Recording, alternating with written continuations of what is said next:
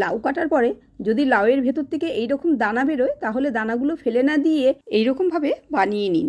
ভিডিওটা স্কিপ না করে পুরো ভিডিওটা দেখুন। আপনারা দেখছেন সিস্টার চ্যানেল রেসিপি। একটা মিক্সি মেশিনের জার নিয়ে নিন, এর মধ্যে সব লাউয়ের দানাগুলো দিয়ে দিন। 4-5টা কাঁচা লঙ্কা দিয়ে দেবেন, সামান্য একটু জল দিয়ে একটা মিহি পেস্ট করে নিন। 100 গ্রাম চিংড়ি মাছ ভালো করে ধুয়ে বেছে এর মধ্যে দিয়ে দিন। 4-5 কোয়া রসুন দিয়ে দেবেন। আমার রসুন বাটা ছিল বলে আমি 1 চামচ রসুন দিলাম। সবগুলো একবারে পেস্ট করে নিন।